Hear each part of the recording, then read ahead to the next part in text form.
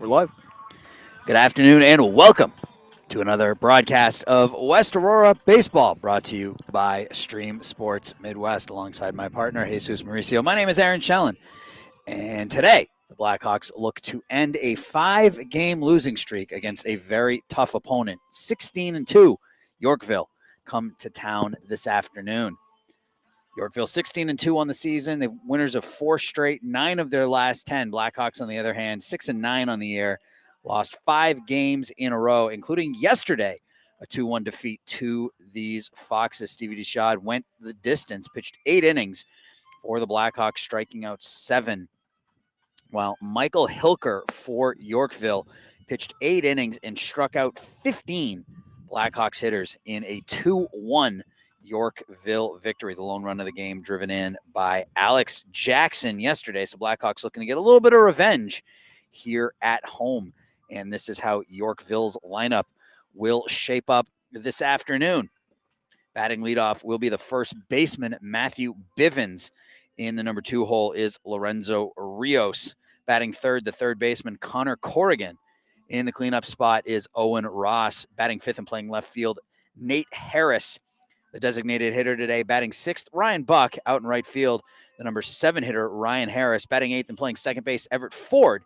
And in the 9 hole, the center fielder, Brody Furco, against the right-handed Colin Tarr. Colin on the season 2-1 with an ERA of 2.84 on the season. He's making his 5th start of the season. He has pitched 19 2/3 innings in his previous 4 starts, given up just 14 hits, walked 11, and struck out 34 batters in 19 innings. So Colin Tarr able to mow those batters down with the best of them. And we are about ready to get started on yet another windy afternoon here on the campus of West Aurora. We can't seem to get away from this wind. 50 degrees at first pitch. First pitch at 4:25 in the p.m. And here we go. First pitch to the first baseman, Matthew Bivens, is hit down the left field line. That's going to get down the left field line, but cut off nicely by Kelly Roney out and left, and that'll hold Bivens to a single. That off the bat, you thought that was going to be ticketed for extra bases. That was right down the left field line. But Kelly Roney got over there quickly, cut it off, and held Bivens to a leadoff single here in the top of the first. Yeah, that's going to wake the third baseman up right away, and Fox is wasting no time. Yeah, that's why they call it the hot corner, as Andrew Carmen tested immediately, but he had no shot at that one, as that one was yanked right down that line. Now, Lorenzo Rios, he swings at the first pitch. It's that one down the right field line. That's going to get into the corner. Alex Jackson has to give chase. Into third is Bivens. He will pull up there. And Yorkville has seen 2 pitches, and they have runners on second and third here with nobody out in the first inning. So they're not wasting any time, and they are jumping on Colin Tarr. We're going to have a pinch hitter or pinch runner here for Lorenzo Rios. I think Lorenzo's their starting catcher. They actually have 2 shortstops listed in their starting lineup today. One of them is Lorenzo Rios. I believe he's actually the catcher. So he's going to come back to the bench, and we have a pinch runner at second base here. 2 on, nobody out, top of the first. Colin Tarr finds himself in a runner and second and third situation here after only throwing 2 pitches so far. And that pitch is the first pitch taken in the game, and that's taken over for a strike, 0-1 on Connor Corrigan, today's third baseman. That one's blocked in the dirt by the catcher, Ben Wisniewski, and the West Aurora defense. Speaking of Ben Wisniewski, third to first behind Colin Tarr, Andrew Carmen at third, Ryan Needswidge at shortstop, Joe Pokrifke, the second baseman, and over at first today, Andrew Harvey in the outfield, left to right, Kelly Roney, Brock Beatis in center, and Alex Jackson out in right, and Ben Wisniewski does the catching for Colin Tarr as Colin falls behind the number 3 hitter here, 2-1. So Blackhawks already find themselves in a pickle here, top of inning 1. First 2 batters each swung at the first pitch, single and a double. And they have 2 on, nobody out, and a 2-2 count now on Corrigan. And for a pitcher like Colin Tarr, I mean, 34 strikeouts in 19 and 2/3 innings. This is a golden opportunity here for him to pick up strikeout number 35 and keep those runners right where they are. Here comes the 2-2.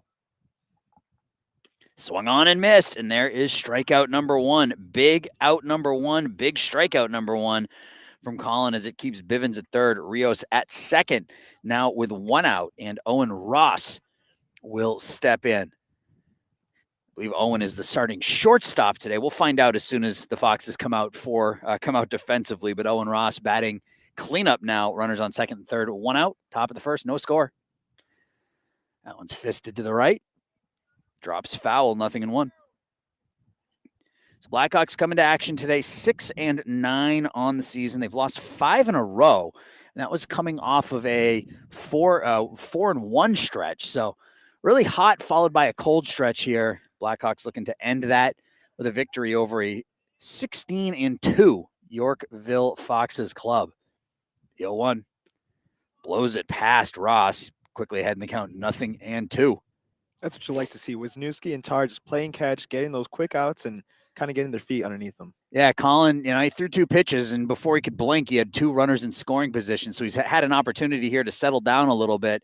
Was able to strike out Corrigan ahead in the count, 0-2 to Ross. That one's fouled straight back. Count remains 0-2. Yeah, Aaron, as those 2 hits first seemed, it's really good that Tar's got kind of gained his composure here and starting to throw strikes, get those pitches over the plate. Yeah, first 2 pitches of the game. One yanked down the third baseline, the other one yanked down the first baseline. The 0-2 again. That one's hit off to the right and out of play, so Ross stays alive here. Still down in the count, 0-2.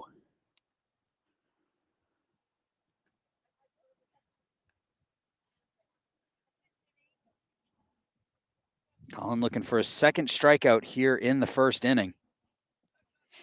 And looking for his 3rd victory of the year if he can get past Yorkville today.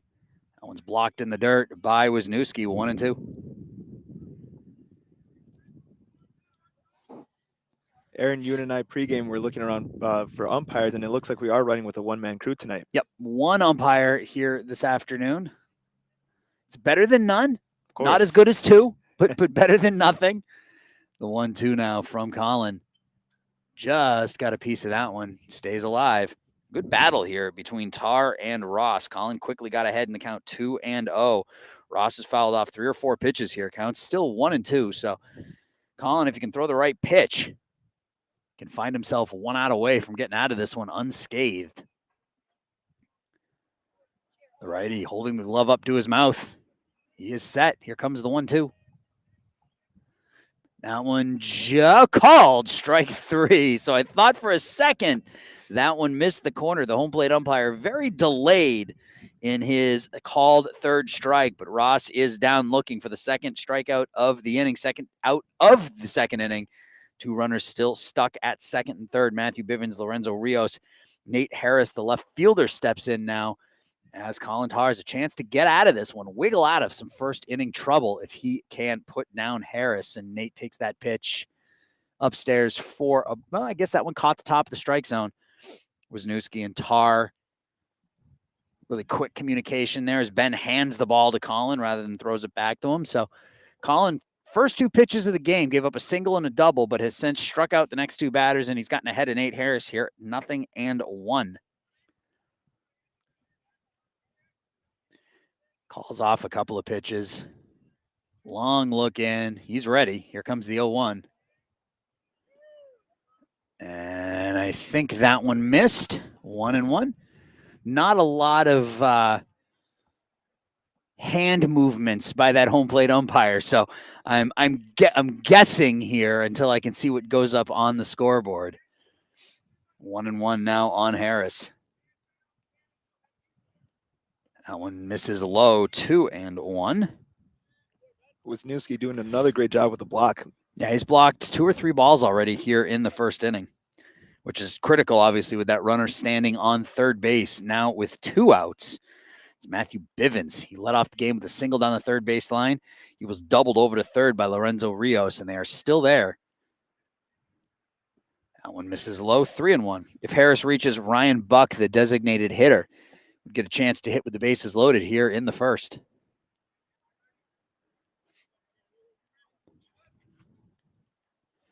Mostly sunny here this afternoon. We got some clouds off in the distance, but bright sun up in the sky and a breeze, which makes it a little chilly. That one catches the bottom of the strike zone. Count goes full. Glad we're closer to spring than winter, though. Yeah, man, we have not had a whole lot of luck with our weather this year. We've had so many Blackhawks games postponed and canceled. Here comes the payoff pitch. Swung on and missed, and Colin does indeed wiggle out of that jam, gives up 2 hits, then strikes out the next 3 batters. We go to the bottom of the first. Yorkville nothing. Blackhawks coming up.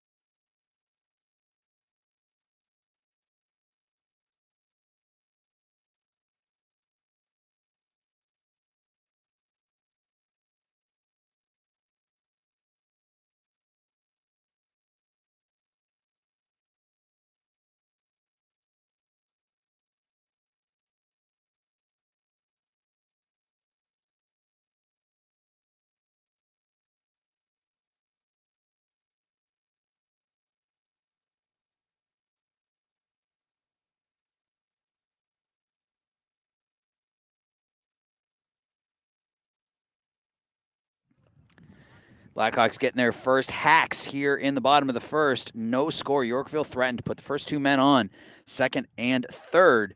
Colin Tarr was able to strike out the next 3 batters and give his team a chance to hit here with the score 0-0. In the starting lineup for your Blackhawks this afternoon, batting leadoff and playing center fielder, the lefty Brock Beatis. Batting second, the left fielder Kelly Roney, as Brock chops that one to short, fielded there, and throw gets past the first baseman, and Brock is going to reach on the E6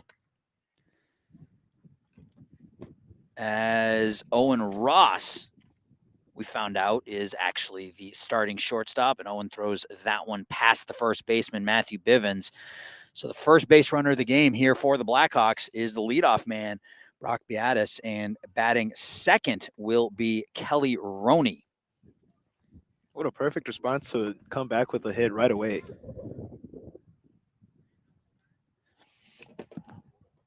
Well, that was ruled a hit, so Brock gets the infield single there. It was a pitch up and in, and that got Kelly in the head.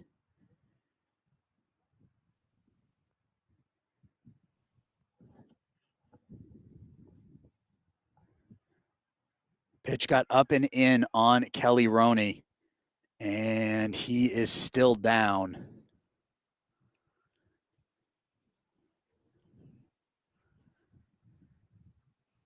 You see Joe Pokrivky went running over to Kelly as soon as he hit the ground.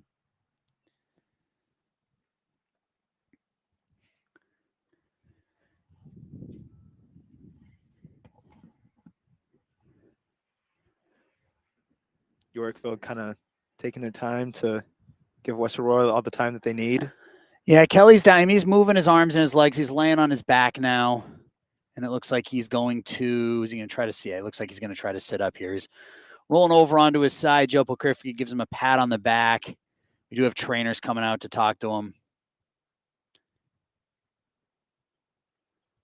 He is moving around, which obviously is a good thing.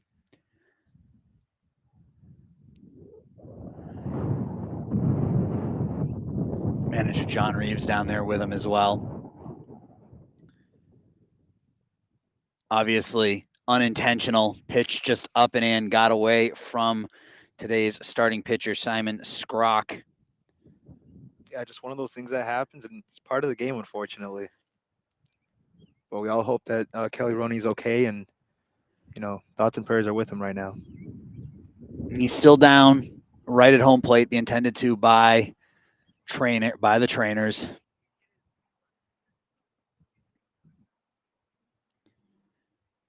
Thankfully, it looked like it was a breaking pitch. It didn't look like a fastball. There was some break to it. So I'm hoping it was more of a, and I couldn't see exactly where it got him, but I'm hoping it was more of a slow breaking pitch that, caught him in the ear flap or something like that. But Yeah. To me, it sounded like it clipped more of the helmet. Obviously, you don't know what else it could have clipped after right. that, and it's still really an impactful hit. But wow. All right, folks, we will be back here in just a second. Bottom of the first, still no score.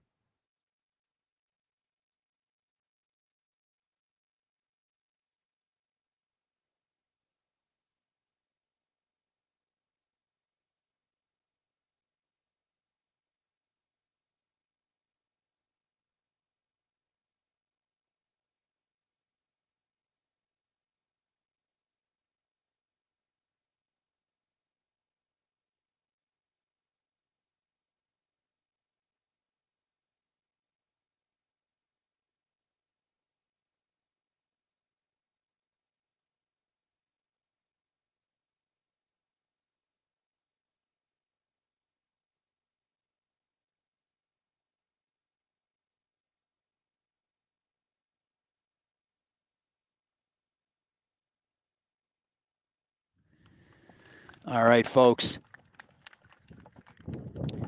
Kelly on his feet, being helped back to.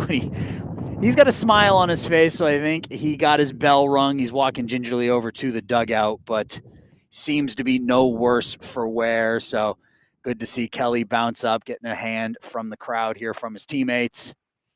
Makes his way to the dugout, and we'll see who will be pinch running for him. So the Blackhawks, as we reset, will have 2 on, nobody out here in the first inning. So pinch running will be Lucas Aguirre.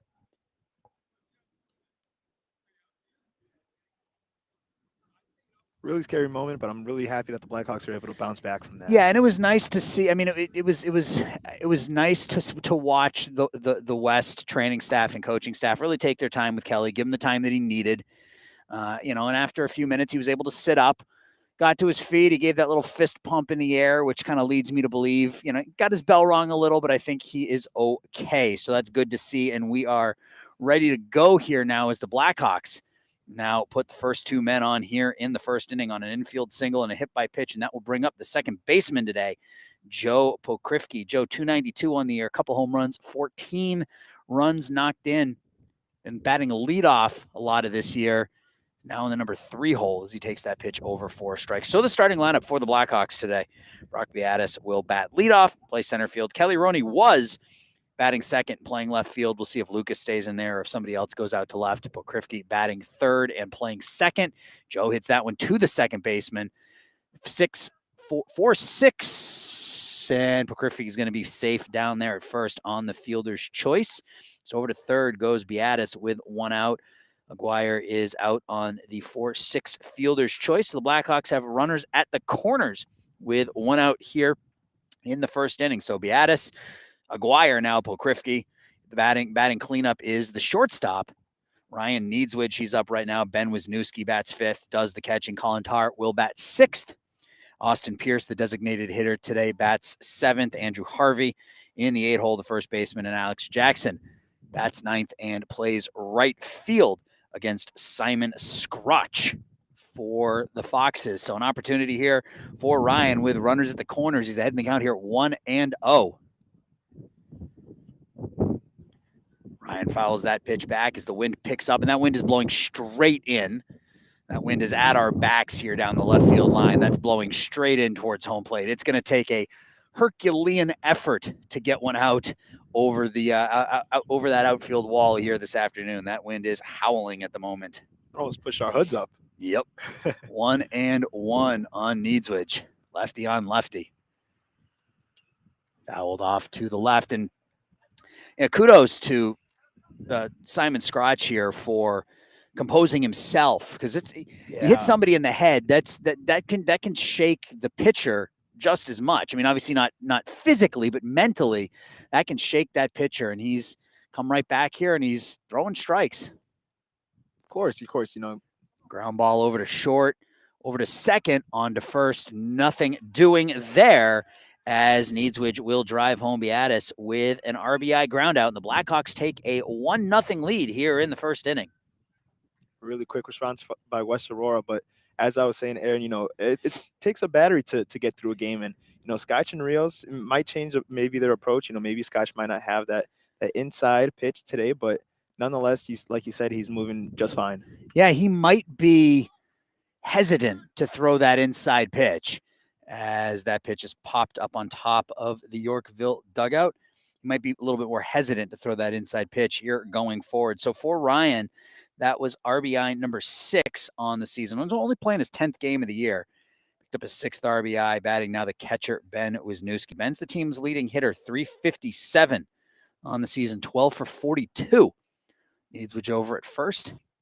Big hole on that right side if Ben can pull that one, but he swings over the top of that, and he's down in the count 0-2. The Blackhawks up 1-0 here in the first. RBI ground out by the shortstop, Ryan Needswidge.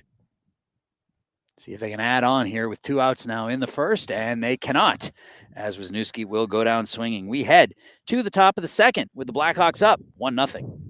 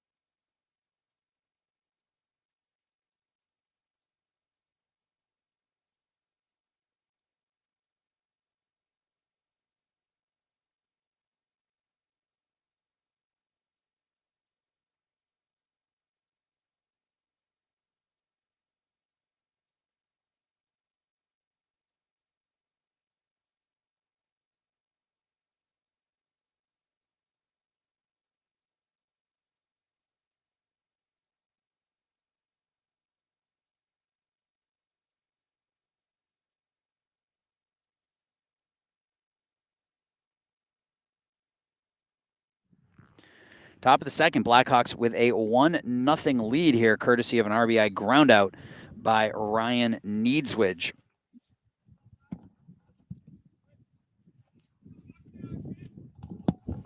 For Yorkville here in the second inning, it will be 7-8-9.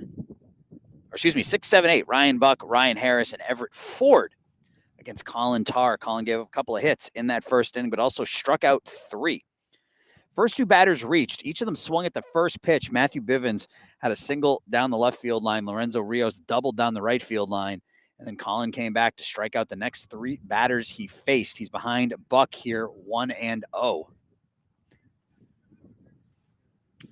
Buck hits that one over to second. Pokrifke has it. 1 away here in the second. So Lucas Aguirre does stay in the game in left field for Kelly Roney. Kelly was hit in the head by a pitch in the first inning, was able to get up and walk off the field under his own strength, and he looked to be okay. It was very scary right off the bat, though, but he looked to be okay by the time he was walking off the field, which was obviously a good sign. Ryan Harris now, the right fielder for Yorkville, batting 7th today. First pitch is upstairs for a ball. The 1-0 from Tar. Fouled straight back.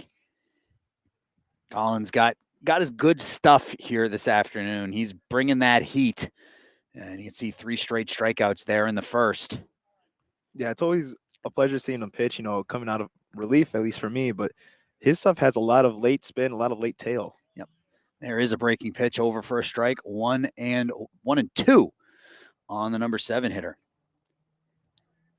Colin with 34 strikeouts in 19 2/3 innings coming into this one. Now 38 strikeouts in 21 innings as Ryan Harris is the 4th strikeout victim, the 2nd looking of Colin Tar. So Colin now 38 strikeouts in 21 innings on the season. And Everett Ford, the second baseman, steps in now. Colin's now set 5 batters down in a row.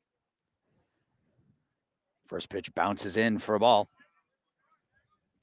And then if you're the Blackhawks, you jump out to an early lead against a team that came in 16-2. You got Colin up there throwing peas. You got to feel pretty good about how the first inning and 2/3 has gone here if you are the Blackhawks.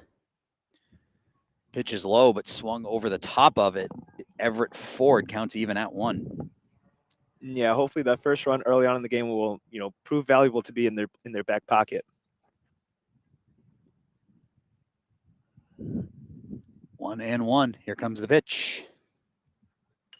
Check swing, gets past Tar, scooped up by Needswidge. 1-2-3. Go the Foxes here in the second. We go to the bottom of the second. Blackhawks lead 1-0.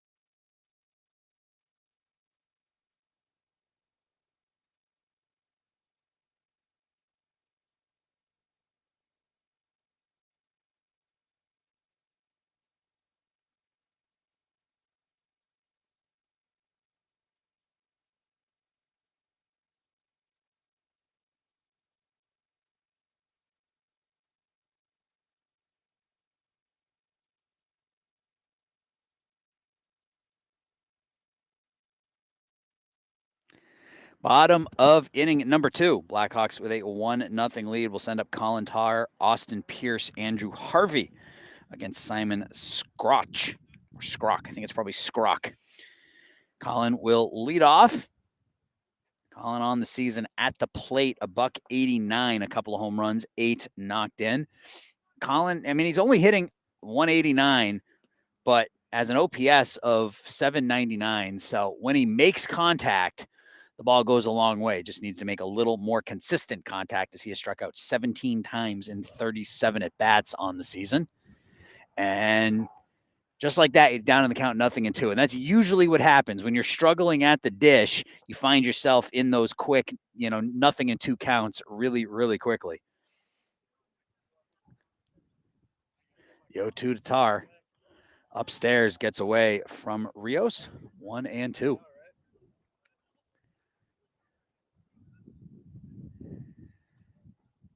Tar, Pierce, Harvey, and if anybody reaches Alex Jackson here in the second. The 1-2 to Tar. That one's going to be called strike 3. Catches the top of the strike zone. Colin is the second strikeout victim of the game for Scrock. The first looking, and that'll bring up today's designated hitter, Austin Pierce. Austin on the year, 6 for 25. That's a .240 batting average. Close to a 400 on base percentage, though. 5 walks in his 30 now plate appearances. So Austin has done a nice job at the bottom of the Blackhawks order this year. Behind in the count 0-1. That one misses high. Leads the team in stolen bases as well. So when he gets on, he's usually moving. We'll see if that's the case here as well. 1-1 on Austin Pierce, today's designated hitter. Breaking pitch, I guess, missed outside. From where we're standing, it's hard to tell inside and outside. That was right at the thigh area, but it must have been outside. So 2-1 on Pierce. Yeah, good offering there. That one is a fastball in the inside corner, 2-2 on Pierce.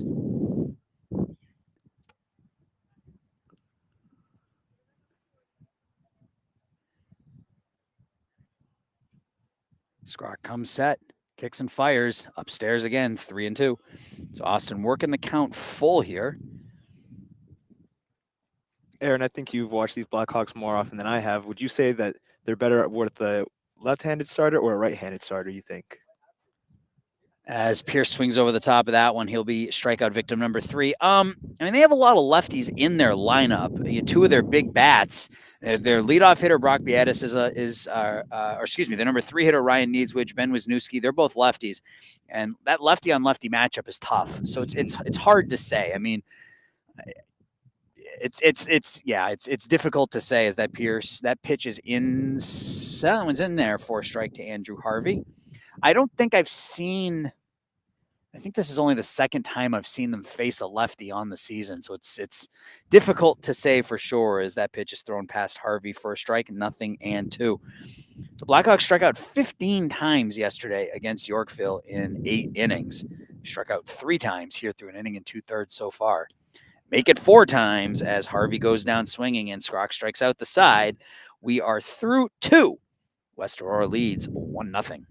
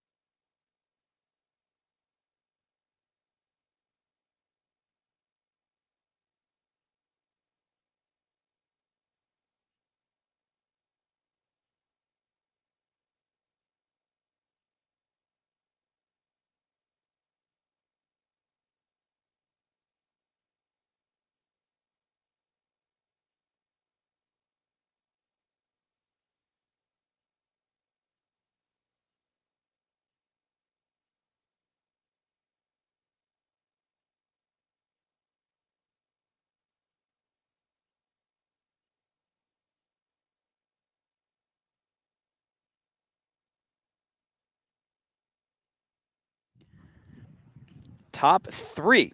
West Aurora with a 1-0 lead here it's been a strikeout duel here early on. Both pitchers with 4 strikeouts through 2 innings. Colin Tarr for the Blackhawks and Simon Scrock for the Foxes, each with 4 strikeouts.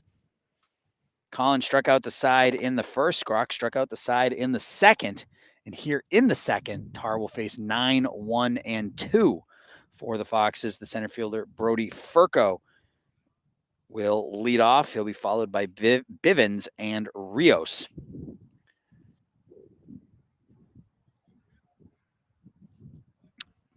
Colin makes the 1-0. Pops out of the glove of Wisniewski, 2-0. Aaron, I think this first out is really important. We saw how dangerous this beginning of the lineup is for the Foxes. Yeah, top 2 batters, both swing at the first pitch, single and a double. So having them at the plate with nobody on base is obviously pretty critical here. So Colin down in the count 2-0. Make it 3-0 as that pitch misses up and away.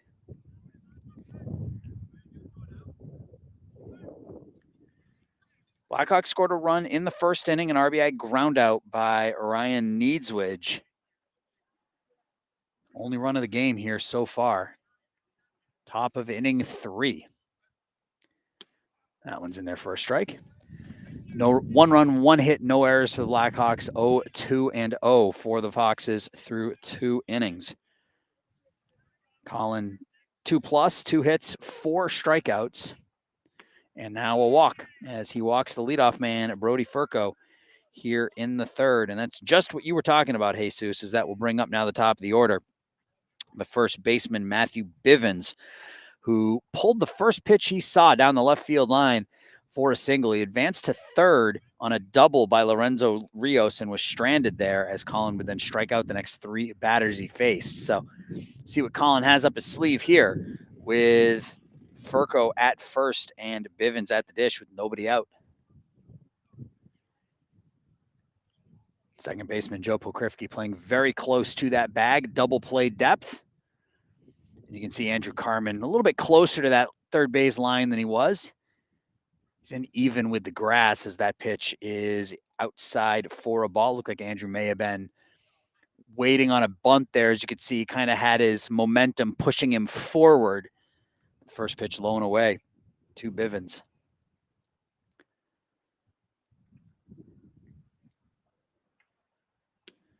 There we go. Colin pumps that one in for a strike, 1-1. I've always been told, Aaron, that a disciplined defense is one that's always ready, always anticipating the next move. And like you said, the infield ready for that double play, outfielders ready for line drives, like they've seen from this hitter here. So, yeah. It's hard to stay focused.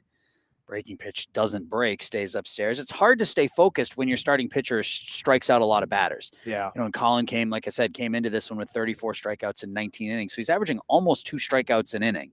So it's really hard as a defense to stay 100% focused when more often than not your pitcher is going to strike the man at the plate out. So it's a testament to the Blackhawks defense that you're able to stay focused in that type of situation. Throw over to first, and Furco is back in safely. 2-1 on the leadoff hitter, Bivens.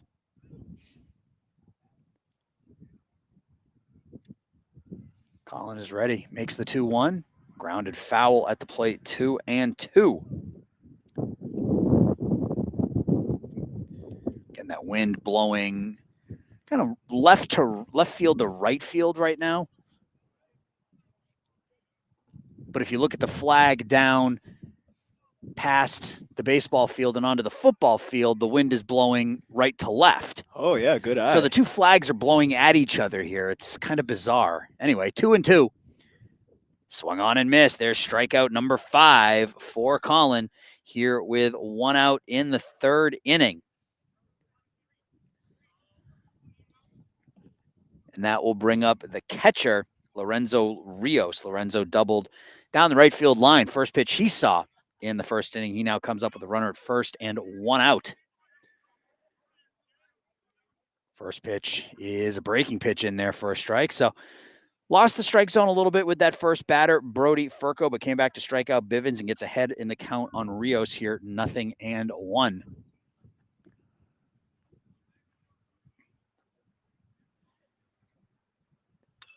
That one's popped up. Needswich goes back, and it's just out of his reach. Makes the throw over to second, and that runner's going to be safe. So Rios with the bloop single over the head of the shortstop, Ryan Needswich, just out of his reach. Ryan needed about another inch on his height there, and he would have been able to grab that one, but off the tip of his glove and lands in left field for a base hit. So first and second, 1 out. The third baseman, Connor Corrigan, steps up now. Connor struck out swinging with 2 in scoring position and nobody out in the first. So another opportunity here for Corrigan with men on base, and another opportunity for Colin to wiggle out of some men on and 1 out jam here in the third. Yeah, I think that was a tough play for Needswich because of the topspin coming at him with the ball. And on top of the Foxes having really smart base running there. Pitch is in there for a strike, 0-1. Yeah, Furco played that well. He came about halfway down the first base line, or in between first and second base, and hustled into second once that ball hit the ground. And it was a close play. Ryan made a accurate throw over to Pokrifke at second, but not able to get the runner. Ooh. And that's going to hit Corrigan, and that will load the bases here with 1 out. So once again, Colin is in a situation where he's got 2 runners in scoring position.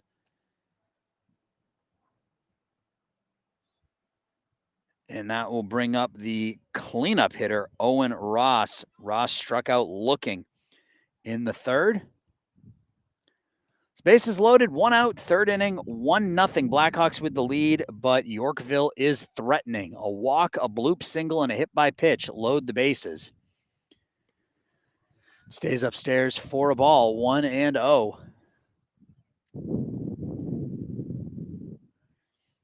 Collins struck out 5 through 2 1/3 innings. He's walked 1. He's given up 3 hits. He's able to get himself out of a jam in the first. Needs to get himself out of a jam here in the third. That one's lined into left field. That's going to get down for a hit. That's going to score 1 as everybody moves up 90 feet. As Ross will drive home Furco from third, and we're all knotted at 1. The Foxes just keep the order rolling, and unfortunately for the Blackhawks, we can't get an out here. And that was the first ball that was hit with any semblance of force here in the inning, as he had a bloop hit, a walk, and a hit by pitch. So it's not as if they are teeing off on Colin, just well-placed singles. So the base is still loaded now for Nate Harris. Nate struck out to end the first. Colin could use another strikeout here as the bases are loaded still with a 1 out. And we are all tied at 1 in the third. Strikeout, pop out, or a ground ball right at one of those middle infielders is what we'd be looking for here. Swing at the high. Heat comes up empty, 1-1. Of course, when you can do that, though, I mean, that works out 2 strikeouts. Yeah, when you can hit the low 90s with some high heat, you can kind of work yourself out of some jams. 1-1 pitch from Tar. Goes upstairs with it again, misses up and in, backs Harris off the plate, 2-1.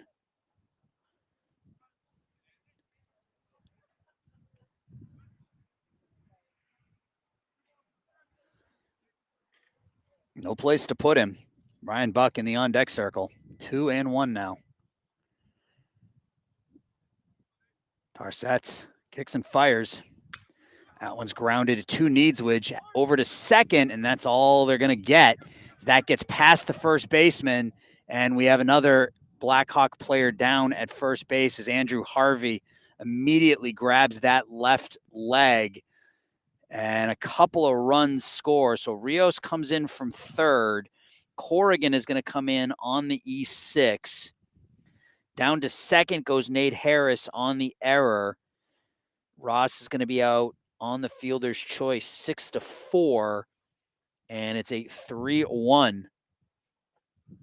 Fox's lead, but once again, injuries taking a toll here on the Blackhawks as now today's starting first baseman, Andrew Harvey. And you can see he grabbed that left knee as soon as he went to go pivot to field that ball that got away from him, and he went straight down. So we'll be back here in just a minute. Blackhawks trail now 3-1, top of the third.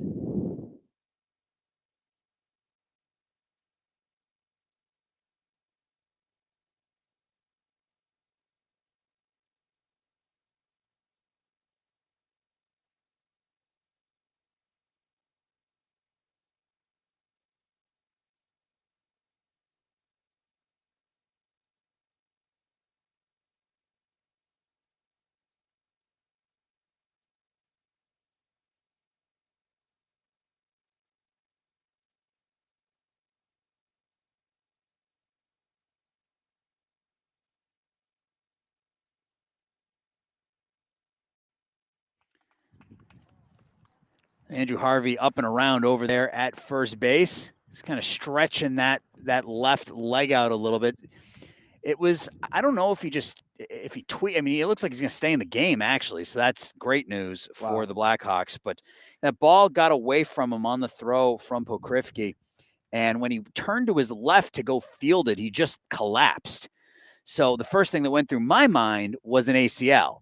Ugh. But he's up, and you can see he's shaking that left leg out. He appears to be okay. So Blackhawks avoid the injury bug here in this particular situation as Andrew Harvey will stay in the game. They're already down 1 player as Kelly Roney was hit in the head by a pitch in the first inning. He had to leave the game. So to reset, runner at second is Nate Harris. There's 2 away. Yorkville has 3 runs in here in this inning. Only one of them earned, as Colin Tarr looking to get out of this with no further damage. That one's in there for a strike to Ryan Buck. Ryan grounded out to Pokrivki in the second inning. So 3-run third inning by the Foxes, giving them a 3-1 lead here.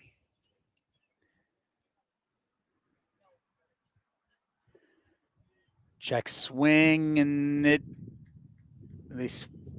saying, okay, so that did hit him. That hit Ryan Buck in the foot. So a bit of a delayed signal there by the home plate umpire. That hit Ryan Buck on that front foot. Kind of everybody delayed, even Buck down as he was running towards first base, stopped and turned and looked back at the home plate umpire. He wasn't sure what the call was, but eventually it was a hit by pitch. So now Nate Harris at second, Ryan Buck at first, and Ryan Harris now. That's confusing. Yeah, Nate Harris followed by Ryan Buck, followed by Ryan Harris. So wow. Ryan Harris steps in. He struck out looking in the second, the fourth of 5 strikeouts from Colin Tarr. Colin misses way upstairs for a ball that time. So Colin's now given up 4 hits, 3 runs. 2 of them have been earned. He's walked 1. He struck out 5. He's hit a couple of batters. And his Blackhawks are down 3-1.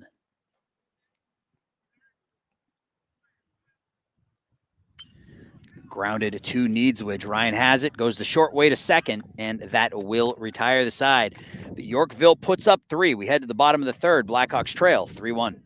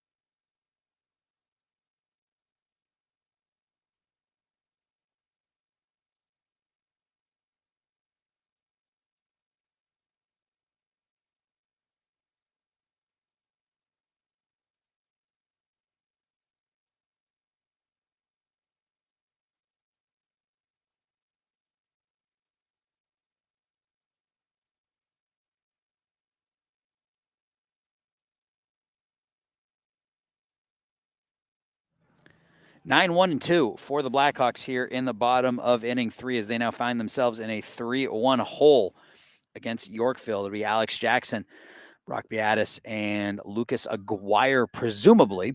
Lucas is in that number 2 hole for Kelly Roney. So Alex comes in with 1 hit and 18 plate appearances on the season. He has 2 runs knocked in. Had the only RBI of yesterday's game, the 2-1 Blackhawks loss. He's down in the count 0-1. 4 straight strikeouts for Simon Skrock here. Struck out the last batter of the first, struck out the side in the second. Another foul ball by Alex. Down in the count 0-2. Aside from all the adversity that's gone on in today's game, I really think that the Blackhawks can really bounce back today. Aaron, what do you think? Yeah, I mean they're putting some decent swings on the ball here. They got to find a way to get some base runners as Alex swings through that one. That is the 5th straight strikeout here for Skrock. 1 out in the bottom of the third. They got to find a way to get some base runners. That's kind of been one of their issues this year. Is they have 2 or 3 hitters that have been consistent in the lineup all season. So it's hard to put together big innings when you're not able to scrap together 5, 6, 7 hits or positive plate appearances in a row. 5 straight strikeouts doesn't help the cause either. So we will see. Back up to the top of the order, Brock Beatis. Brock singled and scored, leading this one off. He's behind in the count 0-2. Blackhawks' only run of the game scored on an RBI ground out by Ryan Needswidge in the bottom of the first. That gave him a 1-0 lead. Yorkville would score 3 times, however, in the top of the third. That's where we stand, 3-1. Brock fouls that one off. Could that be considered a fair ball? No, no. It hit the metal post between the chain link fence and bounced into fair territory. But no, that is most definitely not a fair ball. I joke. I I know. joke. Showing I off know. the power. I know. 0-2 on the Blackhawks leadoff man. Lefty on lefty, 0-2 to Brock. Another foul ball straight back. And it does look like Lucas Aguirre is going to bat next, number 7 in the on-deck circle for the Blackhawks.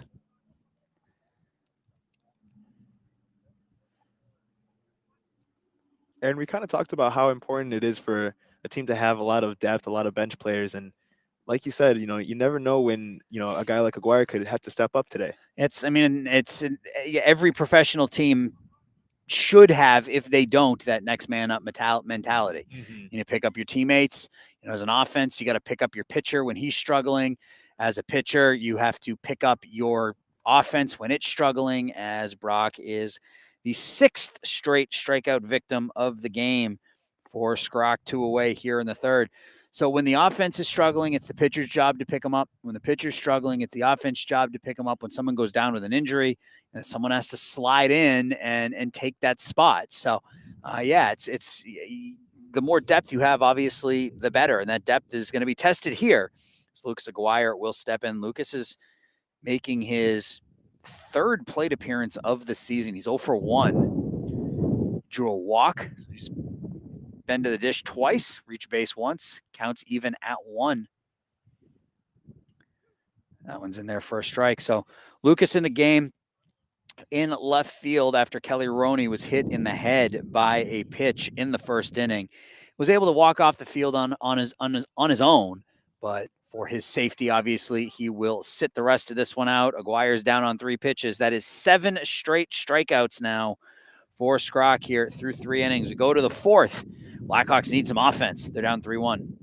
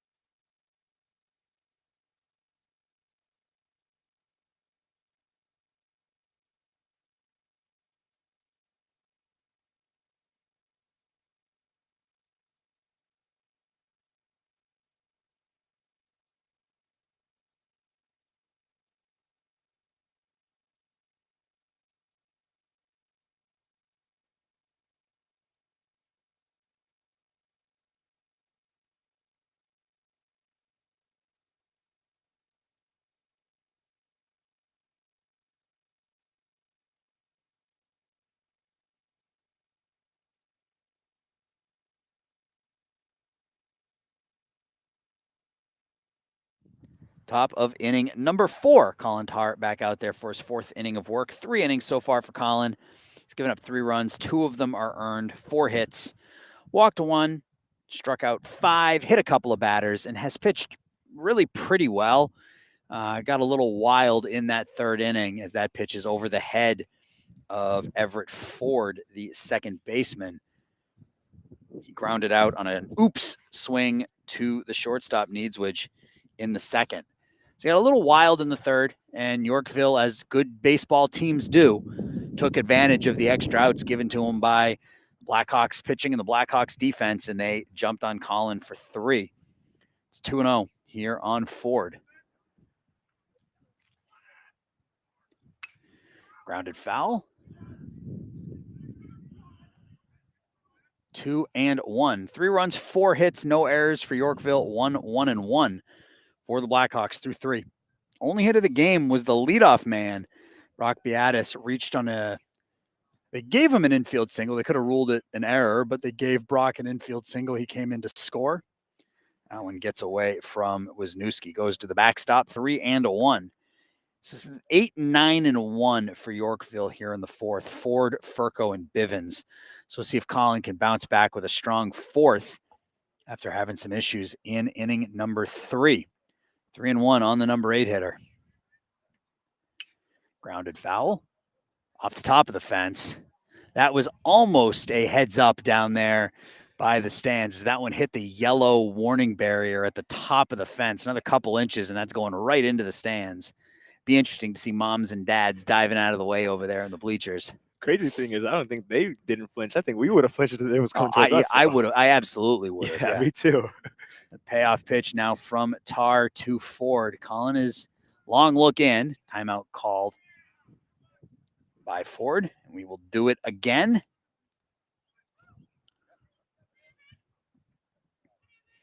Colin looks in, gets the signal from Wisniewski behind the dish. Here comes the payoff pitch. Grounded foul off to the right. Ford well behind that one. And if you're Colin, you got to take note of that. Maybe you just come back with another fastball. Don't try to get cute with a breaking pitch. Just here's my best fastball. Try to hit it. Yeah. Let's see what Colin does here on the 3-2. Go right at him. Throws the breaking pitch. It's in the dirt, and Ford will go down to second with the second walk of the game here by Colin Tar, the leadoff man here in the fourth. Reaches. Leadoff man reached in the third, and he scored. That's the man at the plate right now, Brody Furco. He walked. So the first 2 innings, Colin was lights out. 4 strikeouts through 2 innings, but his control has eluded him here a little bit since that point. In an inning plus, he's hit a couple of batters, walked a couple of batters. Runner fakes down to second. That pitch misses for a ball. It's upstairs 1-0.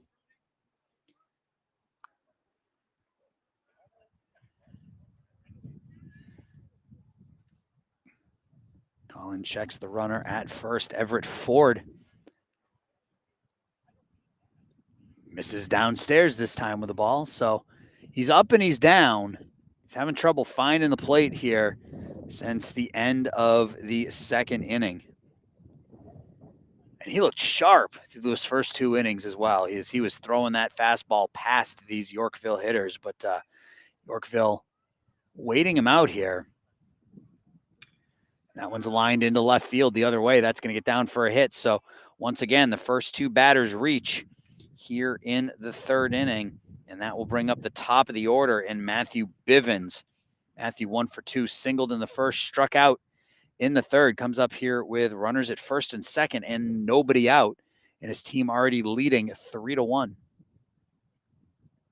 Like you said, Aaron, the Blackhawks need to limit these base runners, and I mean, with no outs here, it's going to be some trouble here.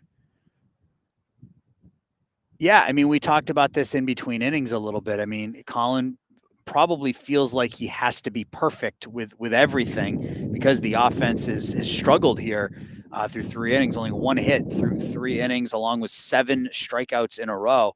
So Colin probably feels like he has to be perfect, and that puts a little additional pressure on you as he's behind in the count again to Bivens, the leadoff man. Not able to hold up, goes around 1-1.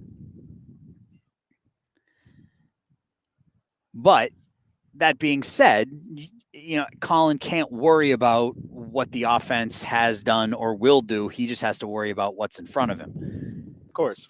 Yeah, you got to go out there and do your thing. You can't be worrying about the previous innings or what can go on in the order ahead of you. You just go out and deal. You make your pitches. Breaking pitch misses away, 2-1.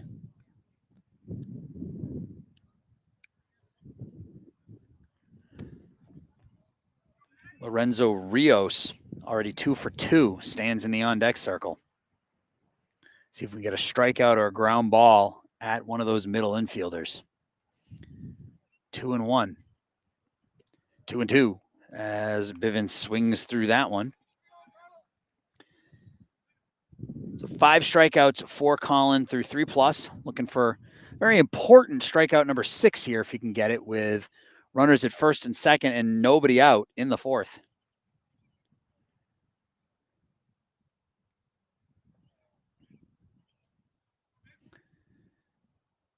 There it is, strikeout number 6 as he fools Bivens with the breaking pitch.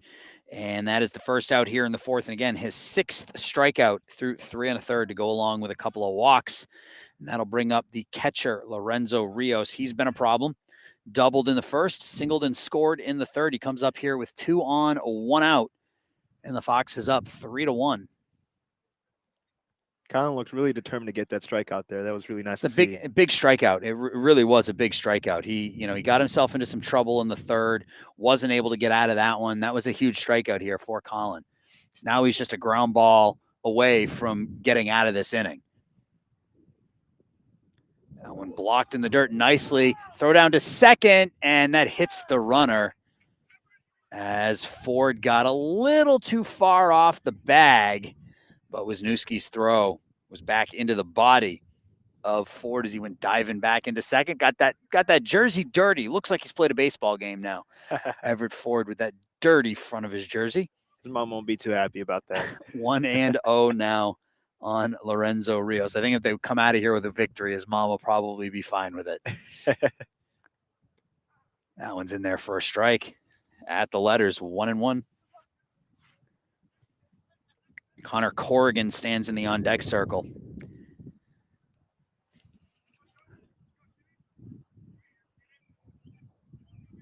The lefty holds that bat high. Tar is ready, comes home with it. There's a breaking pitch on the inside corner, 1-2. Nice pitch by Colin right there. That 1-1 pitch is so critical in any at-bat. The difference between a 2-1 count and a 1-2 count is something like 150 points of batting average or something ridiculous like that. So it really sets Colin up nicely here to try to get that second out of the inning. World of a difference. Yep. Breaking pitch, and it hits him. So the third hit batsman of the game here for Colin. So he hasn't really been hurting himself with the walks. He's walked a couple, but he's hit 3 batters. And those extra outs, that's what you can't do. So the Foxes have the bases loaded yet again, and their number 3 hitter, Connor Corrigan, he was hit by a pitch his last time up. He struck out in the first.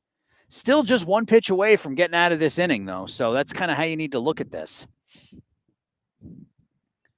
First pitch to Corrigan is a breaking ball that stays upstairs. And there's no action down in the Blackhawks bullpen. So right now, this is Colin's game, rather. See if he can get out of this 4th inning jam as he's loaded the bases with a walk, a single, and a hit by pitch. That one's chopped down the third baseline. Foul. Really close there. That was close. Yep. Clearly foul, though. So 1-1 now.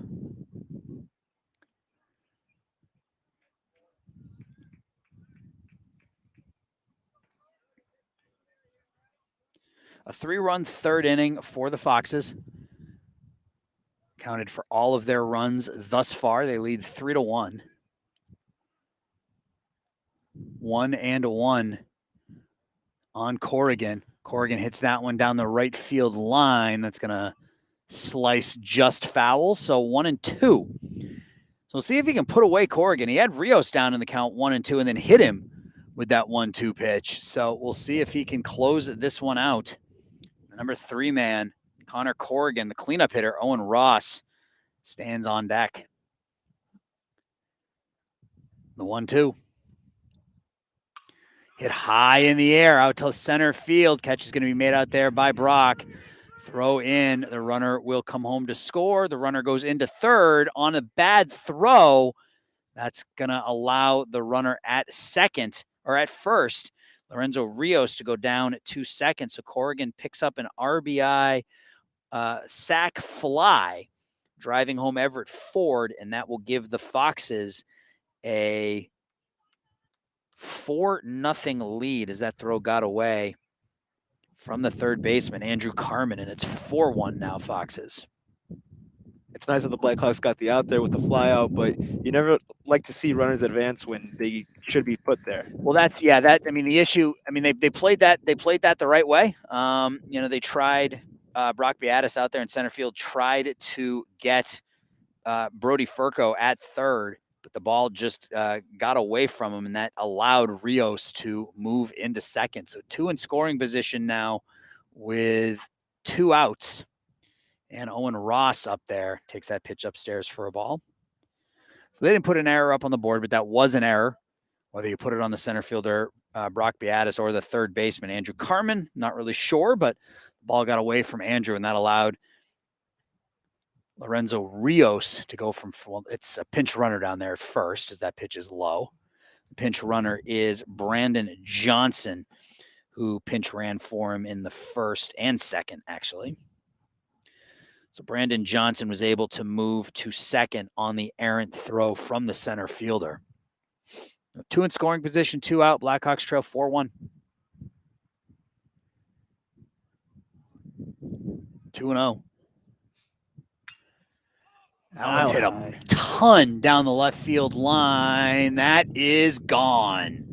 That one gets up into that breeze, and that looked like it was going to be a foul ball initially, but that thing just kept carrying, and Owen Ross blows this one open. It is 7-1 Foxes.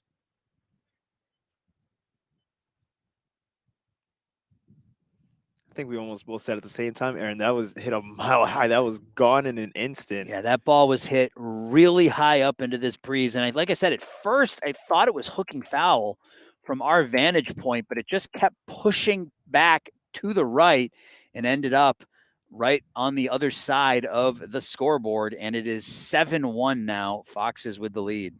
It's not the reset that the Blackhawks want, but no, certainly not. Get. Yeah. Nate Harris steps in now. He takes that pitch in there for a strike. So 3 runs in the third, 4 here in the fourth, and it's 7-1, Yorkville with the lead.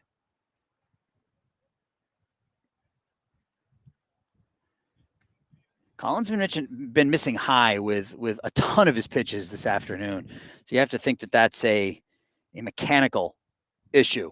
You know, his release point is not where he wants it, as he's missing both his fastball and his breaking pitches. He's missing a lot of stuff high. That one's foul tipped at the plate, 1-2.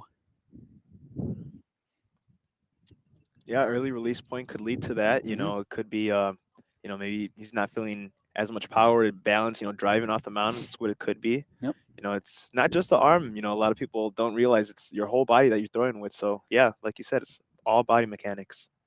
Misses upstairs again. 3-2 on Nate Harris. Harris 0 for 2. Struck out in the first, reached on an error in the third. If he reaches Ryan Buck, get a chance to hit in the fourth here. Foxes already have 4 in. They lead 7-1. There is the swing and a miss. Strikeout number 7 for Colin. But the Foxes blow this one open on the 3-run home run by Owen Ross. It is 7-1 Foxes as we head to the bottom of the fourth.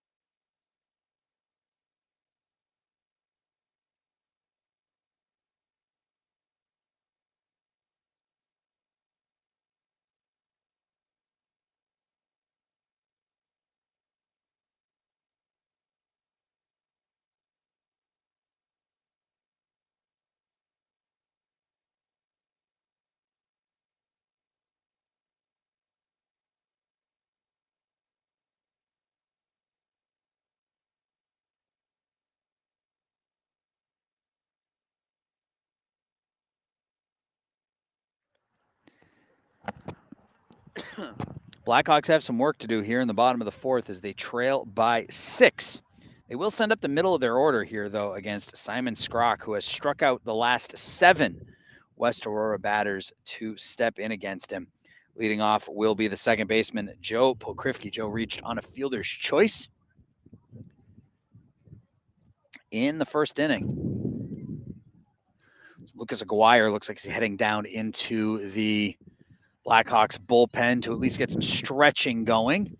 Yep, and here comes backup catcher. That's Matt Vincent going down there to catch him. As Joe is ahead in the count 2-0.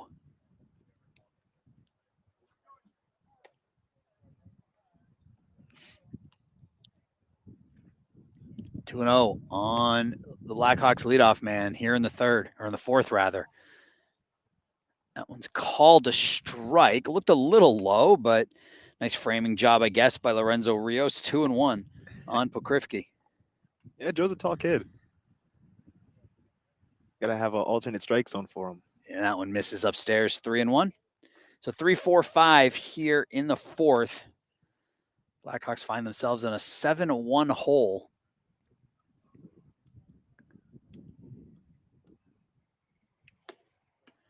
Joe swings over the top of that one, 3-2. Blackhawks with just one hit in this game, and it was a I don't know what you want to call it. It could have been called an error. It was called an infield single by the leadoff man, Brock Beatis, but that's been it so far. And that one's lined right at the second baseman, one away here in the fourth. So it's the first Blackhawk in the last 8 plate appearances to not strike out, but Joe's the first out here in the fourth. Ryan Needswich, the cleanup hitter, will step up with nobody on and 1 out. Ryan with an RBI ground out in the first inning, the only run of the game for the Blackhawks thus far. Ryan takes that pitch inside, or right there for a strike, 0-1. Ben Wisniewski in the on-deck circle, and if anybody reaches, Colin Tarr would hit. That one's lined into right field. That's going to get down for a single for Needswich. So Ryan 1 for 1 here in this one with a single and an RBI, and that will bring up the catcher, Ben Wisniewski, now with a runner at first and 1 out in the fourth. Blackhawks need base runners, so it doesn't matter how you do it, but you need base runners. Just the second hit of the game for West Aurora here against Simon Skrock, who has struck out 7 through 3 1/3. One of those strikeout victims, this man at the dish, Ben Wisniewski. Ben was the first of 7 straight strikeouts for Skrock as he struck out to end the first inning.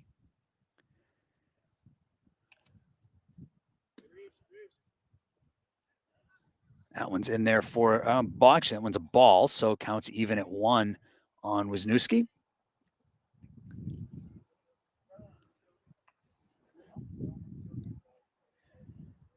Off-speed pitch. Ben swings over top of that one. He's down in the count 1-2.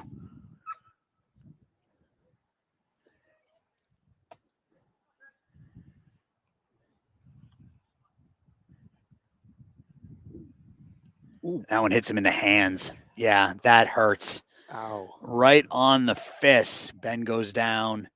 He's going to bounce back up, though. But, yeah, he took that one right off of his, I don't know if it was off his fingers or off his wrist, but a lot of hit by pitches in this game. Blackhawks have been hit by 2. Yorkville's been hit by 3. Ben will trot down to first to be replaced by a pinch runner down there. Austin Pierce will pinch run for Ben. Oh, wait. No, excuse me. That's going to be Nathan Toma. It's going to be coming down to pinch run for Ben. So 2 on, 1 out. Colin Tarr at the plate here. So Colin with an opportunity to help his team get back into this a little bit if he can pick up a base hit here or an extra base hit. He does have a couple of home runs on the season. He's up with 2 on and 1 out in the fourth. Runner at first is Ryan Needswich. Nathan Toma, the pinch runner at first. Swings through that one, throw down to first, and Toma they're going to call him out. Ooh.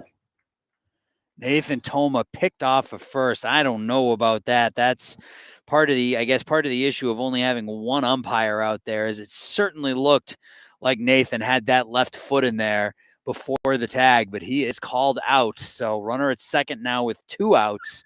Colin Tarr at the dish, trying to get the runner home from second with 2 outs. It's down in the count, 0-2 now. And it was a heady play. Nice throw by the starting catcher, Lorenzo Rios, but it certainly looked like Nathan got that left foot in there before the tag.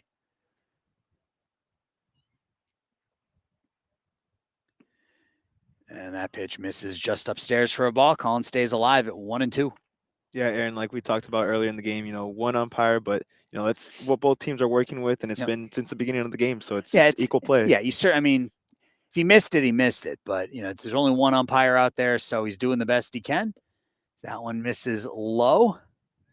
And Skrock absolutely wanted that one. You can see he sort of threw his arms to the side when the call didn't go his way, and the count's now even at 2 on Colin Tarr. Colin struck out looking to lead off the second inning, looking to get home Needswich from second with 2 outs, and he will strike out swinging. So that is the 8th strikeout of the game here for Skrock through 4. Blackhawks get a man to second, not able to get him home. We go to the 5th. West Aurora still down 7-1.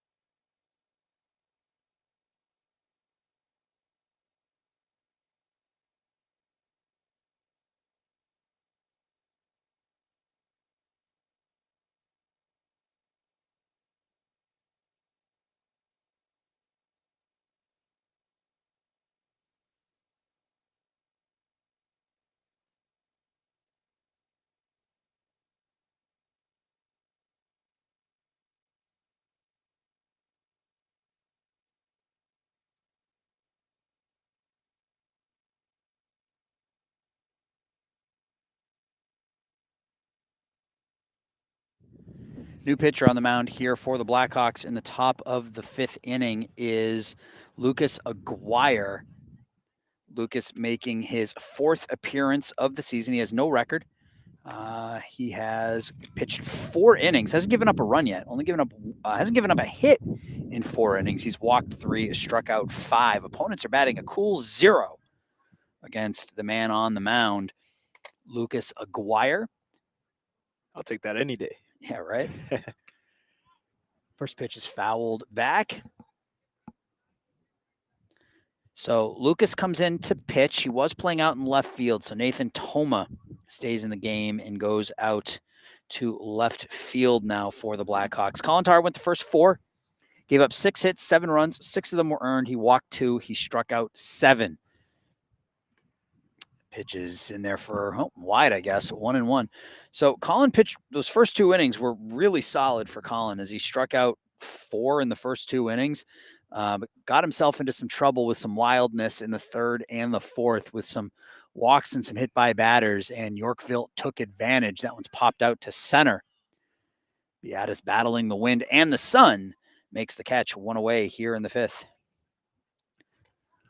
Yeah, that breeze is stiff as per usual here for West Aurora baseball and softball. I don't think we've had a game that hasn't involved the wind this season.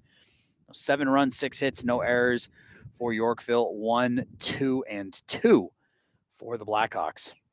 Yeah, and these outfielders do a great job of dealing with it and making the play like it's nothing. Yep. Ryan Harris steps in. Ryan's 0 for 1. He struck out looking in the 2nd. Grounded into a fielder's choice to end the 3rd. Takes the first pitch low for a ball, 1-0.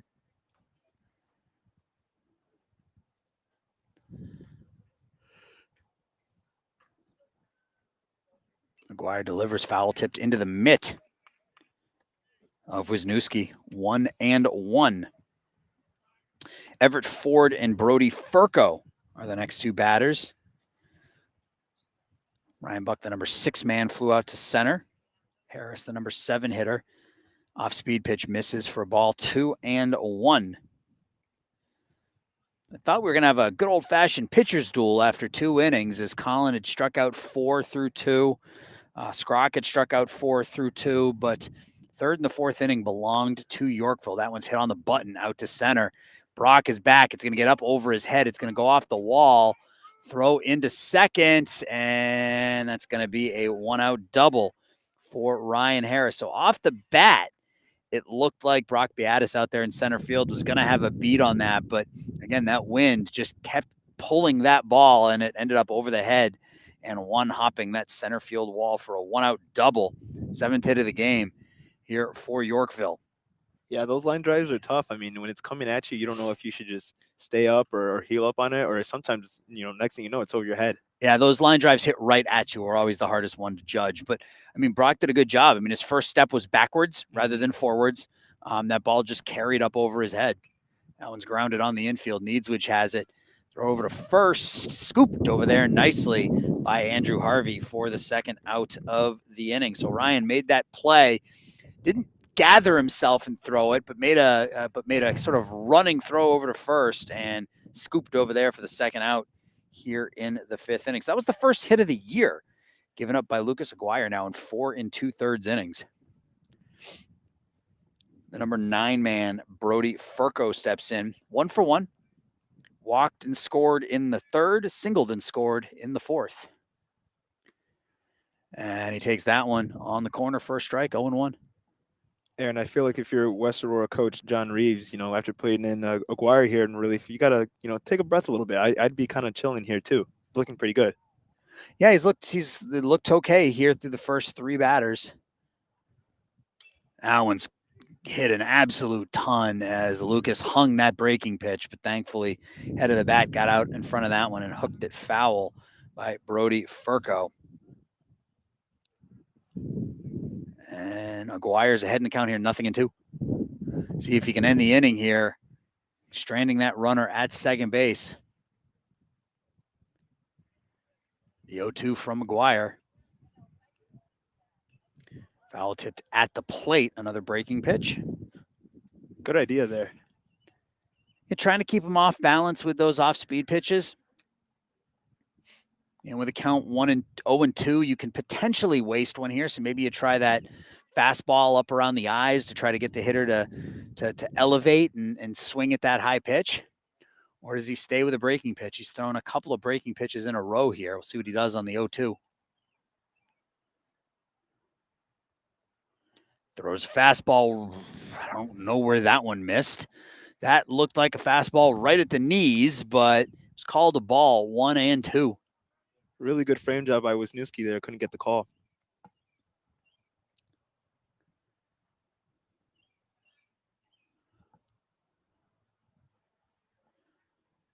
Aguirre is ready now. We'll do the 1-2. There's a breaking pitch. That one's hit the other way. Back on it goes Toma, and he makes the catch out in left field, and that will retire the side. So Aguirre comes in and gets the Foxes. Gives up 1 hit. Runner stranded at second. We head to the bottom of the 5th. West Aurora trails 7-1.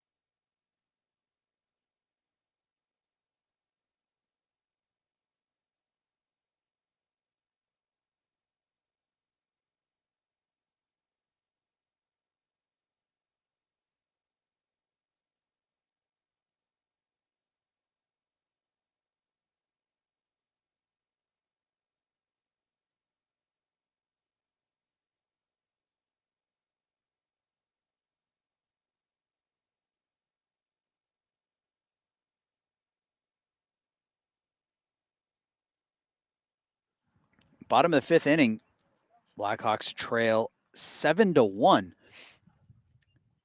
Today's game brought to you by Stream Sports Midwest.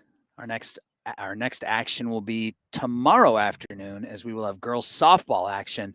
First pitch for that one, scheduled at 4:30. Still got a couple innings left to go here, though, as the Blackhawks trail 7-1, bottom of the fifth. They will send up 7-8-9 against Simon Skrock, who has been in complete control for Yorkville. 2 hits, 8 strikeouts, no walks, and a 6-run lead. Austin Pierce, Andrew Harvey, Alex Jackson in the fifth. It's grounded down the third baseline, fielded there off the glove of the third baseman, Connor Corrigan. So Austin Pierce will get a leadoff single here in the fifth. And, you know, one of the first things I noticed about this field when we came here is that there is no infield dirt down the first base and third base lines. It's all grass. Yeah. And because it's all grass, that ball didn't bounce up to the third baseman, Connor Corrigan, like it would have if it was dirt. It stayed down under his glove, and Austin Pierce has a leadoff single. Throw down to first again. Austin is back in safely. This time, Andrew Harvey steps in. Andrew struck out swinging to end the second. Andrew's 3 for 12 on the season. Has one double. Takes that one low, pops away from Rios, but no advancement by the runner. So yeah, that ball that was hit right there by Pierce, if that was a dirt infield, a dirt third baseline, that probably would have popped up into the glove of the third baseman, and he would have been at least able to make an attempt at first. That pitch is there for a strike, 2 and 2. Of course. And I mean, I've seen these fields come out, more common, and yeah, it makes those swinging bunts a lot more lethal than they should be. 2 and 2 now on the first baseman, Andrew Harvey. Alex Jackson in the on-deck circle. West looking to get something going here in the fifth. They trail by 6. That one's hit in the air, out to left. Harris is going to have room, though, and he squeezes the glove 1 away. Pierce back to first, and Alex Jackson will step in. Alex struck out swinging. One of 7 straight strikeouts between the first and third innings by today's starter for Yorkville, Simon Skrock. Gonna change baseballs. I'm not sure. I apologize. I don't know if it's Skrock or Scrotch. Normally that's something we do pregame, but it slipped our minds today, unfortunately. Anyway. Yeah, my apologies. It looks like no, it's all right. Throw over to first. Pierce back in safely.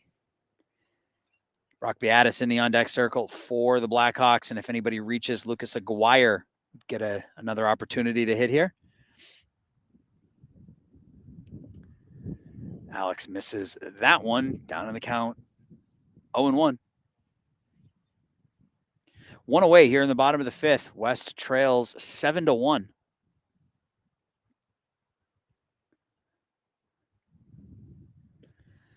Alex swings and misses again, 0-2. Every time we look up today, West is down in the count 1-2, 0-2.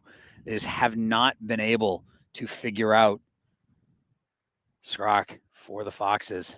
That one misses low.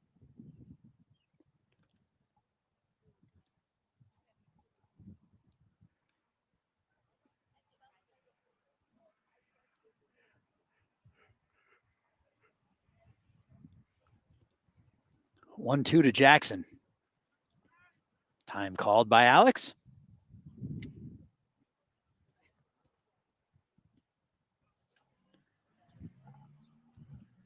He digs in. He's ready. Alex has the high socks, which I always like. I prefer the high sock look. And he's going to go down looking as that breaking pitch is right there, called strike 3. Strikeout number 9 for Skrock. And this was after West struck out 15 times yesterday against Yorkville. So 15 strikeouts yesterday, another 9 today. Yorkville pitching staff, pretty tough. We're back up now to the top of the order. Brock Beatis pitches in the dirt, blocked there. 1-0 to Brock. Brock singled and scored in the first. He struck out swinging in the third.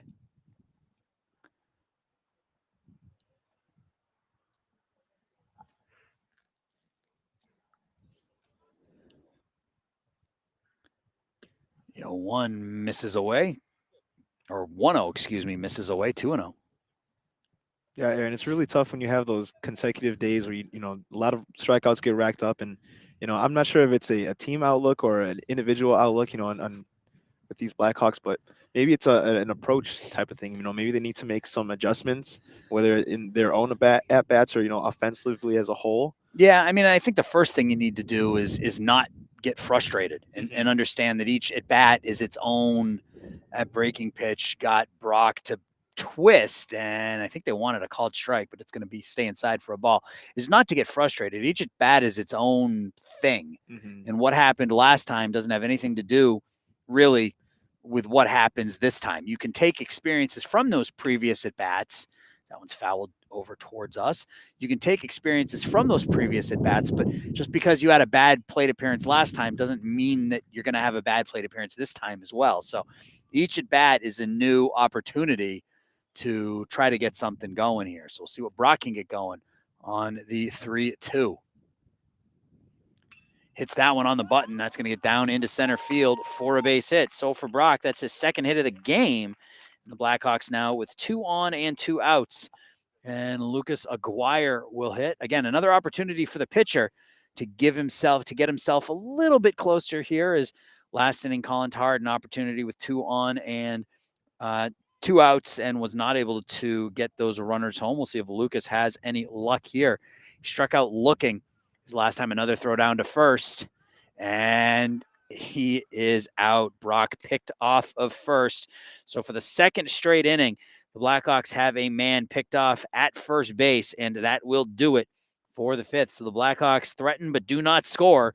We go to the sixth. West still down 7-1.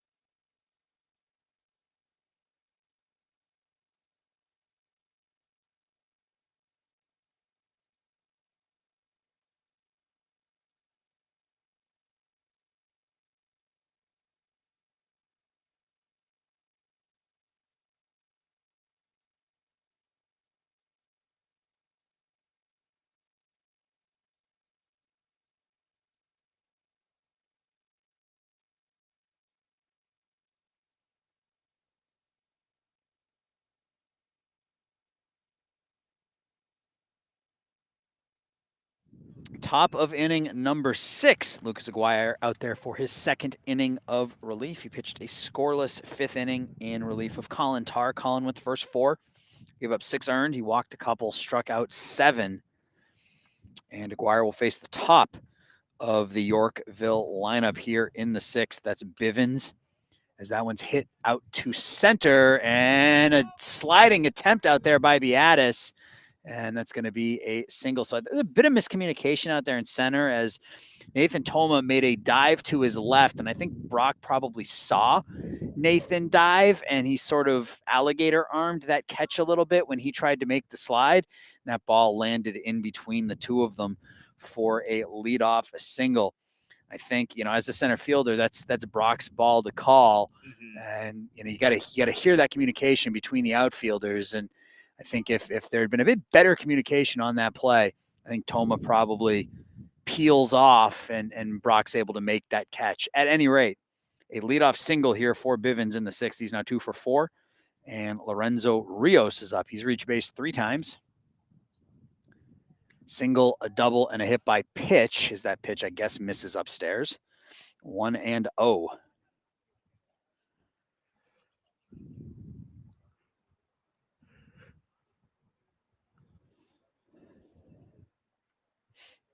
Lucas looks over at Bivens at first. Brings that one home. That one at the knees. 1-1.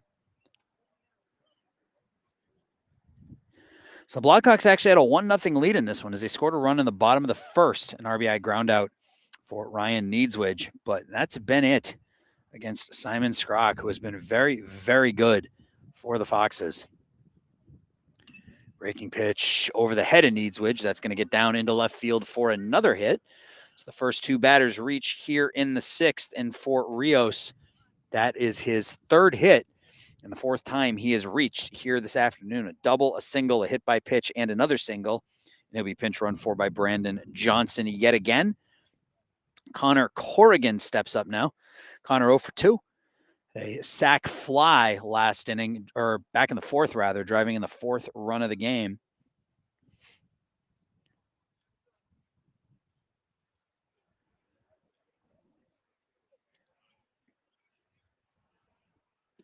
One misses low. 1-0. Aaron, it's crazy. I mean, just like that, we look at the bases and they're full of Foxes almost. Yeah, the first two batters reached in this game. Colin was able to work through that one, pitched a 1-2-3 second. But other than the second inning, there have been Foxes on the base paths all over this, and this one's hit a ton. That one's hit out to deep center field. Back goes Beatis. That's going to one-hop the wall. Runner's going to come in from third, and the Foxes are going to have 2 on with nobody out. That ball's going to get away. In from third comes Johnson. He's going to make it over to third. Scampers Corrigan, and it is 9-1 as Connor Corrigan with a 2-run double drives in a pair. And the Foxes have extended their lead. And again, another error on the throw allows the runners to take an extra base as that throw got away from the third baseman, Carmen. That allowed Johnson to come in from third. It allowed Corrigan to go over to third. And West having a tough one today. They're down by 8. Yeah, unfortunately, relays are part of the fundamentals and something that the Blackhawks are going to have to practice. I mean, it has given, or I should say, gifted the Foxes at least a couple runs because of that. It's gifted them a couple of runs. It's gifted them some extra bases, and it's they've had some difficulty with those relays today. And stepping in now is Owen Ross, and he hit a bomb his last time up to left field that it off the bat looked like it was going to hook foul, but that wind pushed it to the right and over the scoreboard in left field. It was a 3-run home run, which made the score 7-1 at the time. It's now 9-1 here in the sixth. Yeah, it's crazy. We're so close, and then one fly ball deep in the air just changes all that. Yeah, and again, two innings, it looked like we were going to have a pitcher's duel as both pitchers were dominating, but wheels sort of fell off in the third for West Aurora as Aguirre's fallen behind 3-0 to Ross.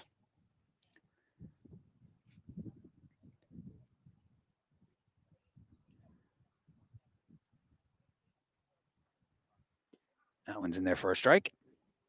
Nate Harris in the on-deck circle.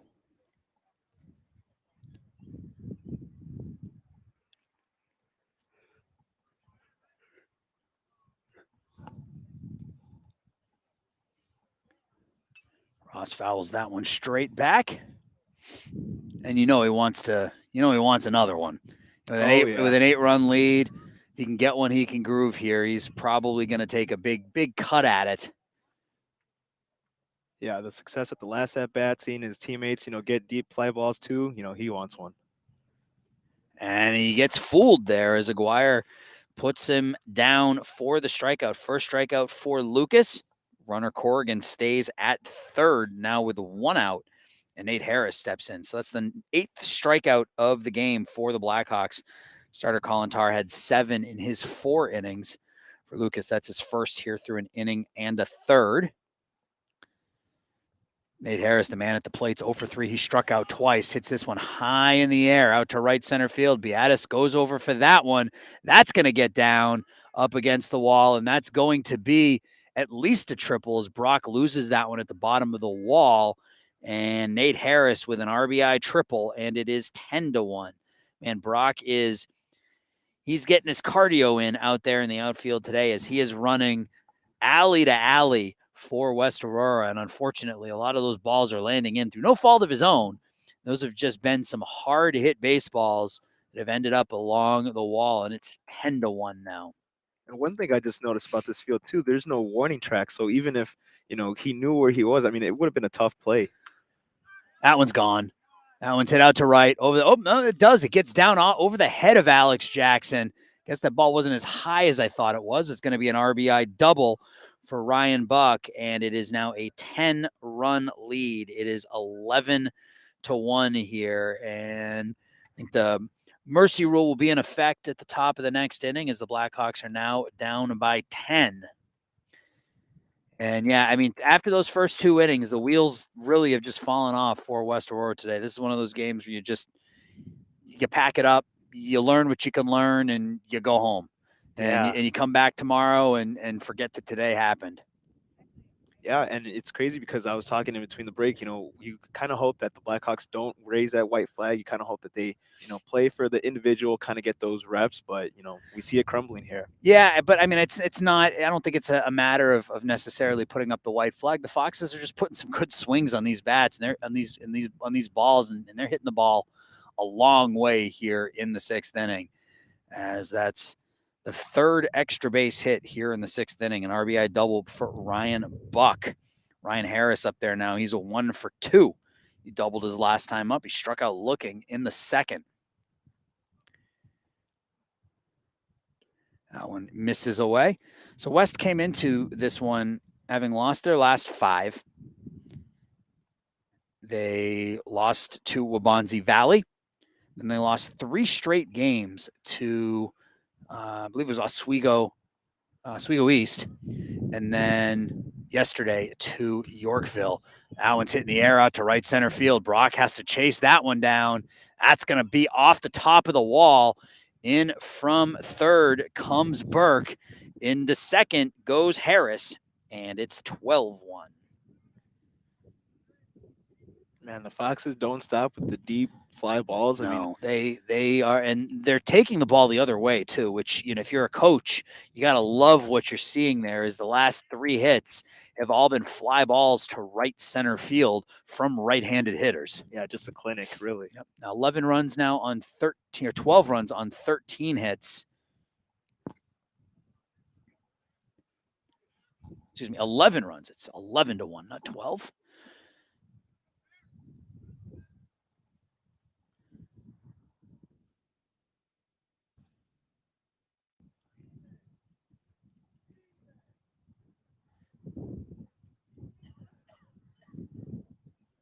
Nice sliding pick by Wisniewski there. Yeah, we got a pinch hitter here is LeBaron Lee.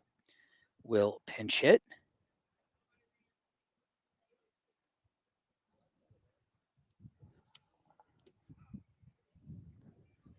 Dotted at the top of the zone. Count is 1-1.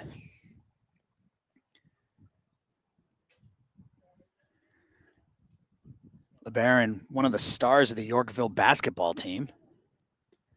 That's right. Yeah, number 23. Hey, that's probably why he wears it.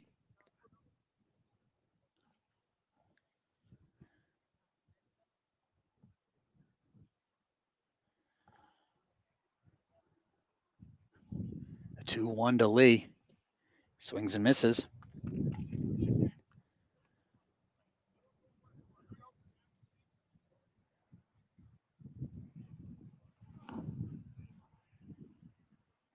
So runners at second and third, Ryan Buck at third, Ryan Harris at second, LeBaron Lee, the pinch hitter.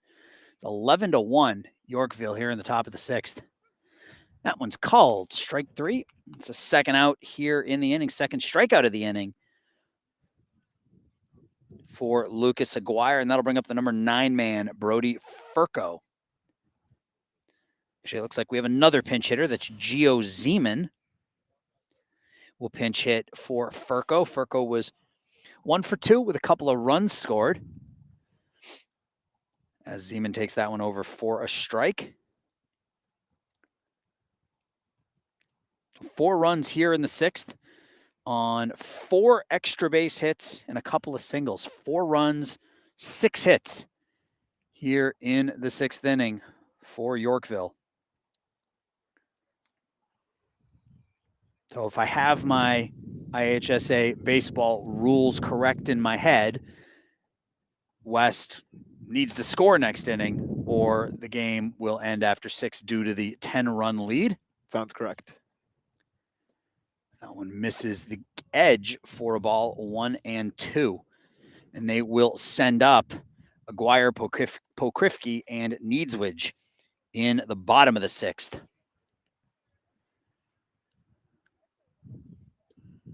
One misses down low as well, 2-2. So 3 runs in the 3rd, 4 runs in the 4th, 4 runs in the 6th, and it's 11-1 Yorkville. This is a very good Yorkville Foxes baseball team, 16-2, winners of 9 of their last 10. That one misses for a ball as well. You got to admit, Aaron, I mean, it looked like, at least for the beginning of the game, it looked like the Blackhawks were keeping up with them. Well, like I said, through 2 innings, it looked like we were going to have a pitcher's duel. Colin Tarr pitched really well through the first 2, but control was an issue. That is going to be called strike 3, and Aguirre does strike out the side. Yorkville picks up 4 more. We head to the 6th, or head to the bottom of the 6th with the Blackhawks trailing by 10.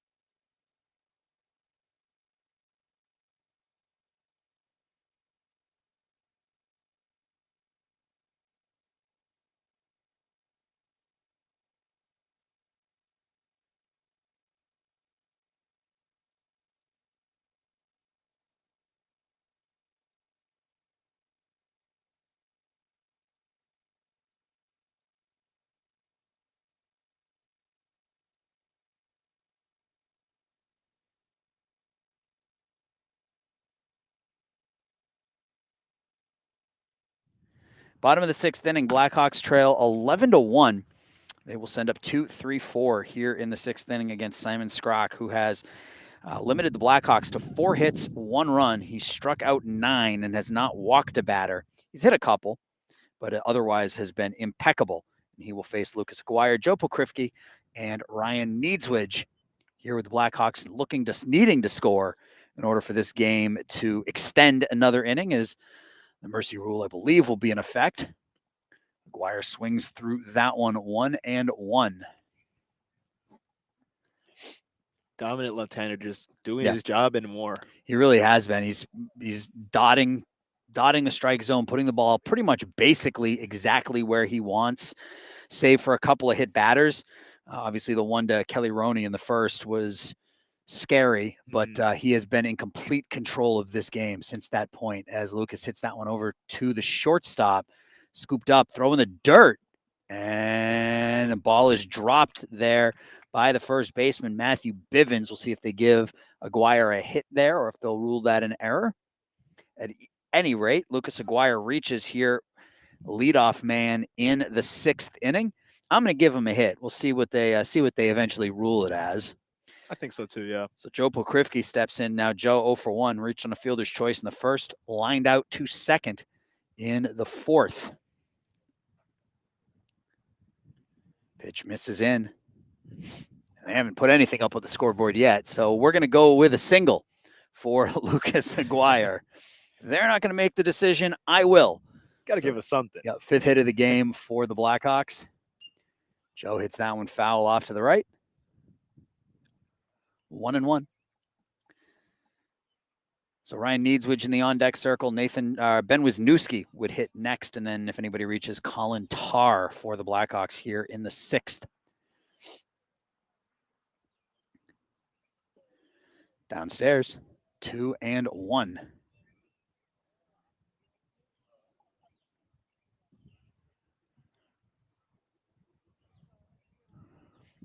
So our next broadcast will be tomorrow at 4:30 over on the softball field as the girls will take center stage. First pitch scheduled for 4:30. 3-1 now on Pokrivki here in the sixth. Grounds this one hard right at the shortstop, though. And that's going to be an easy 6-4-3 Yorkville double play. So Joe hit that one on the screws, but right at Owen Ross. Flipped it to Everett Ford, who made the throw over to Bivens. 2 away here in the sixth. Yeah, nothing more you can really do but tip your cap there. I mean, just perfectly placed right at the shortstop. Yep. And Ryan Needswich will step in, the last chance for the Blackhawks here. Ryan singled his last time up and drove in the only Blackhawks run of the game with an RBI ground out in the first inning. Takes that one over for a strike.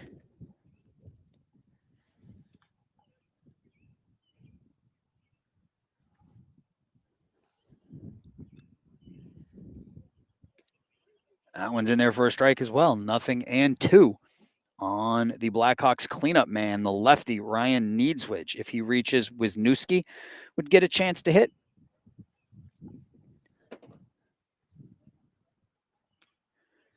Ryan pops that one foul.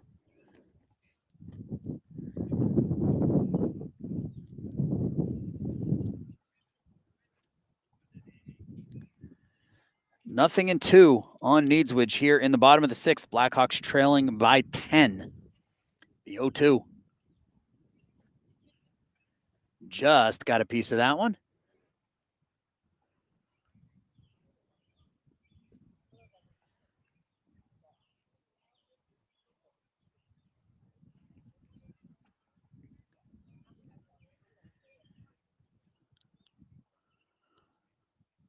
Skrock is set. Kicks and fires. Swung on and missed. And I believe that will... Is that going to do it? I think that is going to do it. It had to. I saw Nathan Toma trying to, or Andrew Carmen making his way out to third base, but he was sent back, and that will do it. So the Blackhawks dropped this one by the score of 11-1. So Simon Skrock, the starter for Yorkville, goes the distance, gives up 5 hits, 1 run, doesn't walk anybody, strikes out 10 in an absolutely dominating performance on the other side. Colin Tarr drops to 2-2 on the season. Gives up 6 hits and 6 runs in 4 innings, striking out 7. So the Blackhawks lose their 6th straight. They drop to 6-10 on the season, while Yorkville improves to 17-2 and have won 5 in a row.